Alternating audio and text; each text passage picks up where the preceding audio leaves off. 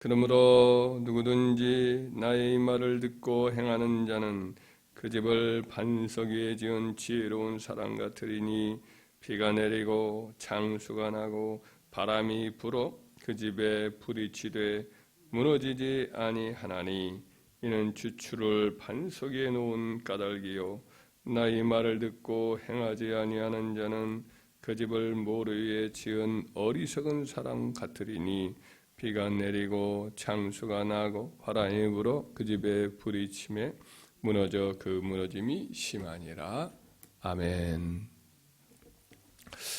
집을 지어본 사람은 이제 집이 얼마나 짓는 것이 어려운가를 잘 알게 됩니다. 시간도 많이 걸리고 재료도 다양한 재료가 필요하고 그 하나하나 집에 필요한 것들을 만드는 그 일들이 보통 어려운 것이 아니거든요. 또 보이는 것만이 아니라 보이지 않는 기초를 또 닦는 일도 있고 그 벽면에 숨어 있는 건물의 뼈대 이런 보이지 않는 것들이 더 중요한 것을 잘 압니다.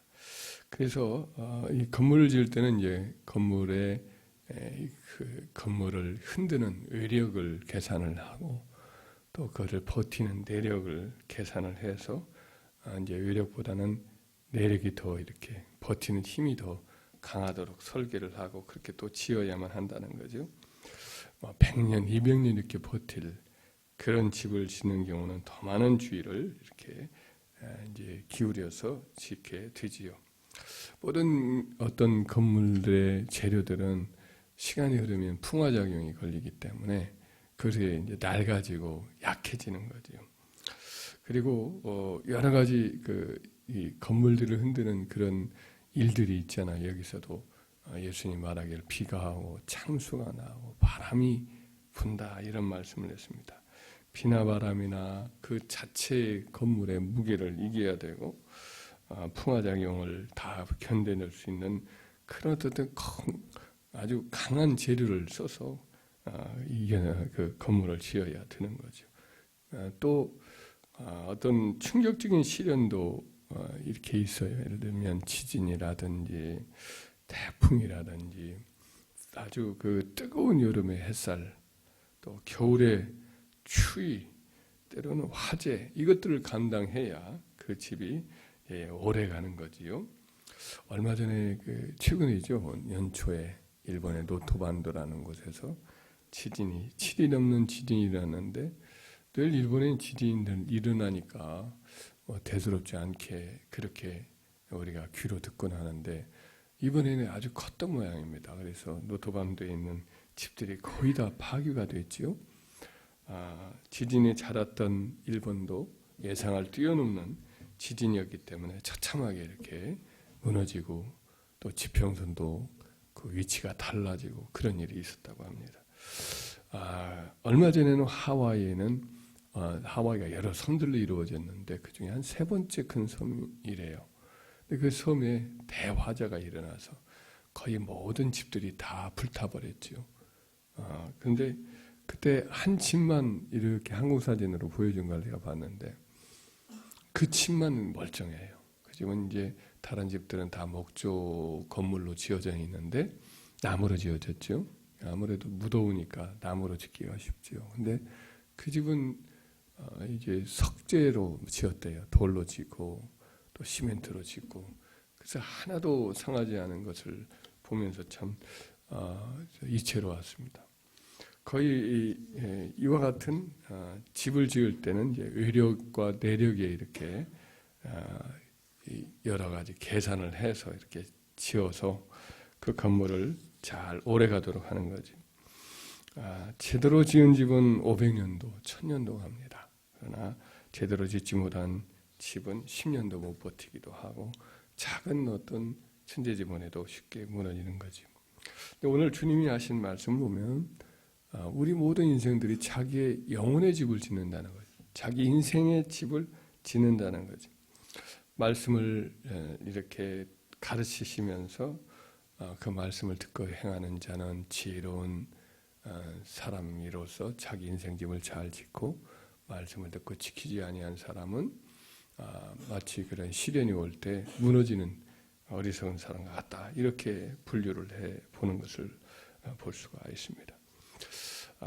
인생의 집도 이제 똑같은 원리지요. 외부의 힘이 집을 흔들어대는 여러 같은 것을, 여러 시련들을 이겨낼 수 있는 내적인 힘이 있어야 되는 거죠. 수많은 외적인 압박이 인생에도 찾아옵니다. 질병, 어렸을 때 또 질병도 있고, 친구가 아주 절친한 친구가 갑자기 이렇게 멀리 이사를 가버리는 경우도 있고, 부모님이 갑자기 아프거나 혹은 돌아가시는 경우도 있고, 나쁜 친구가 또 사귀어져 가지고 이런저런 나쁜 길로 끌기도 하는 시험도 있고, 청년의 때 방황도 있고, 진로 결정에 어려움도 있고, 직장 생활에 어려움도 있고, 결혼 생활에 어려움도 있고, 여러 인생집을 흔들어보는 외부의 압력들이 많지요. 또 가장 강력한 이 풍랑이라고 할 수 있는 것이 또 바람이라고 할 수 있는 것이 죽음이지요. 병들고 늙고 그리고 죽는 이런 과정, 이런 일들이 우리 인생집을 흔드는 강력한 시험의 바람인 거죠. 이것들을 잘 다 이겨내야 인생집이 잘 지어진 거죠. 우리 예수님은 그 모든 인생집을 잘 짓도록 돕기 위해서 오셨고, 이걸 잘 가르쳐 주셨습니다. 예수님이 오늘 본문의 말씀에는 그렇게 말씀에 기초해서 이 말씀을 듣고 지켜 행하는 자는 자기 집을 잘 짓고 어떤 시험도 잘 이겨내는 집을 짓는다, 이런 말씀을 해 주셨는데, 사도 바울도 똑같은 비유를 고린도전서 3장에 하시는데, 그때 보면은 바로 그 어떤 시험도 버틸 수 있는 집의 기초가 뭐냐, 예수님이시다라고 사도는 이야기를 합니다. 내게 주신 하나님의 은혜를 따라 내가 지혜로운 건축자와 같이 터를 닦아두며 다른 이가 그 위에 세우나 그러나 각각 어떻게 그 위를 세울까를 조심할지니라. 이 닦아둔 것 외에 능히 다른 터를 닦아둘 자가 없으니 이 터는 곧 예수 그리스도시라. 이렇게 말씀했습니다. 그래서 예수님의 터 위에 인생집을 세우는 사람만이 모든 시험을 이길 수 있는 기초가 있는 거죠. 우리는 예수 그리스도를 영접하는 자가 되었기 때문에 어떤 시련도 심지어 죽음이 와도 이것을 능히 이겨낼 수 있는 든든한 집을 짓게 된 줄 믿습니다. 이와 같이 여러 가지 이제 시험들이 있는데, 이것들을 이겨낼 수 있도록 이제 우리가 인생집을 잘 지어야 되는데, 그 인생집을 지을 때에 여러 가지 시험이 있잖아요. 아까도 말씀했던 삶의 여러 가지 문제들이 막 일어나잖아요. 그런 문제들을 이길 수 있도록 충분한 의력을 이길 수 있는 내력을 강화시켜야 되는데, 그런 일들에 우리 그리스도인들이 인생을 살아가면서 늘 힘을 써야 여러 가지 인생의 고난과 시험과 풍파가 있을 때 이걸 이겨내게 되는 줄 믿습니다. 어떻게 강화시키겠는가? 사도 바울은 이것을 이제 여러 모양으로 말씀하는 한 예를 들면, 경건에 이르기를 연습하라 그랬어요. 육체의 연습은 약간의 유익이 있으나 경건은 범사에 유익하니 금생과 내생에 약속이 있느니라. 이렇게 자기 믿음의 아들 디모데에게 가르친 바가 있습니다. 경건이라는 것은 하나님과 깊은 교제하는 삶을 가리키지요. 그래서 늘 우리도 연습이란 단어 자체가 땀 흘려, 올림픽 선수, 출전 선수가 자기를 막 땀 흘려서 육체에 힘을 내서 자기가 나아가는 종목에서 1인자가 되기 위해서 힘쓰는 걸 말하는데, 이처럼 우리도 주님과 닮아가며 주님과 교제하기 위해서 땀 흘려서 힘을 다해서 영혼의 땀을, 영혼의 수고를 해서 이와 같은 일에 경건에 온전히 이르기를 위해서 우리가 힘을 써야 할 줄 믿습니다. 영적 훈련을 해야 되는 거죠.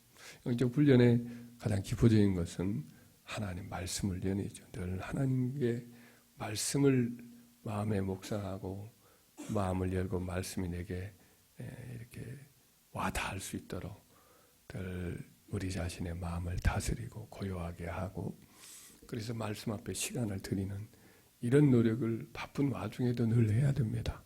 할렐루야.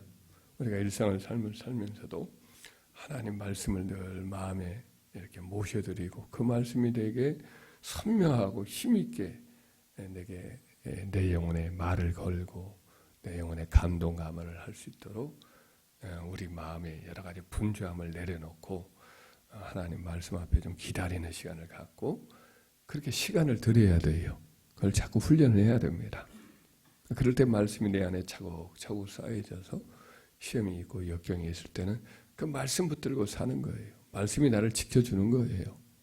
그래서 말씀에 대한 훈련을 늘 우리가 힘써야 됩니다. 또 하나는 이제 기도 훈련이겠죠. 하나님 앞에 늘 시간을 들여서 우리가 기도하는 훈련을 쌓을 때에 그 기도하는 그 훈련이 어려움이 있을 때, 시련이 있을 때 우리를 버텨내게 되고 하나님께 더 매달리게 되고 그래서 성령이 우리를 도우셔서 그 모든 문제를 이길 수 있는 내적인 힘을 갖게 되어서 결국에는 문제를 풀어나가는 은혜가 있게 되는 줄 믿습니다. 이와 같이 우리가 힘쓸 때에 우리 인생집이 시련도 있고 역경도 있지만은 든든히 있어서 오래 가게 되고 더 시련이 있고 풍파가 있고 바람이 세게 부는데 오히려 더 이전보다 견고한 집이 이렇게 든든히 내적인 집이 서게 되어서 결국은 이 땅의 모든 일들을 이겨내고 또 다른 영혼들도 살리고 세우고 그러는 가운데 주님 앞에 서게 되는 그리고 상급을 받는 은혜가 있는 줄 믿습니다. 할렐루야. 결국 우리는 주님 앞에 가서 내가 지은 집으로 이제 주 앞에 서게 되는 거예요.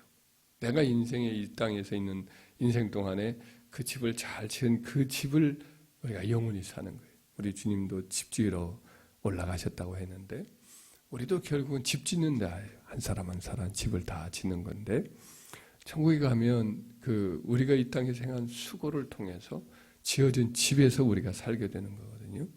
네, 사도 바울이 이런 말씀을 한 바가 있습니다. 만일 누구든지 금이나 은이나 보석이나 나무나 풀이나 집으로 이 터 위에 세우면 각 사람의 공적이 나타날 터인데 그날이 공적을 밝히린 이는 불로 나타내고 그 불이 각 사람의 공적이 어떠한 것을 시험할 것입니다.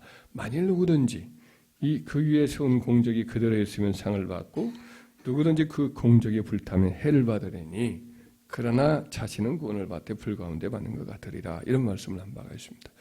주님 앞에서는 그날에 이제 불로 다 우리를 시험하는 때가 오는데 그 불이 이제 우리가 지상에서 수고하여서 지었던 우리 인생집을 한번 꼬시려는 거죠. 이렇게 불로 이렇게 태우는데 그때 금이나 은이나 보석은 불로도 이렇게 그슬리고 불로 태우면 더 빛나지요. 더 찬란하게 그 순수함이 드러나고 그러나 지푸라기는 뭐 금방 고실라지고 태워져 버리고 나무도 흙도 다 마찬가지 아니겠어요?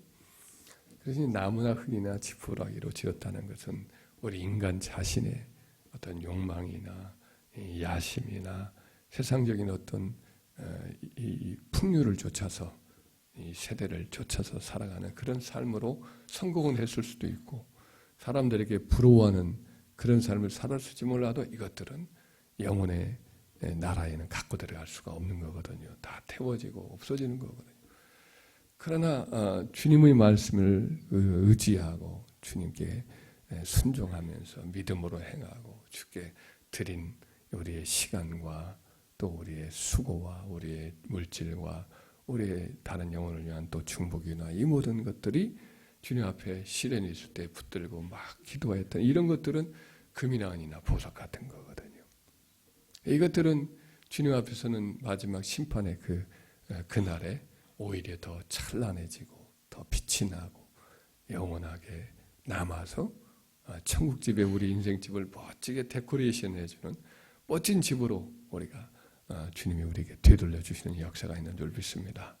그래서 우리가 이 땅에 살면서 하여튼 세월을 아끼고 더 주님께 영원히 지을 수 있는 영원히 칭찬받을 수 있는 그런 우리 인생집을 짓도록 힘을 다하는 저와 여러분 되어서 우리가 이 땅에서도 우리 자신의 영혼도 힘을 얻고 마음의 평안을 얻고 다른 영혼들을 살리고 세우고 그러다가 천국집에 가서 영원하고 아름다운 영광스러운 집을 다 받아서 주님과 함께 동행하는 복된 내세가 되는 은혜가 있기를 주의 이름으로 축원합니다.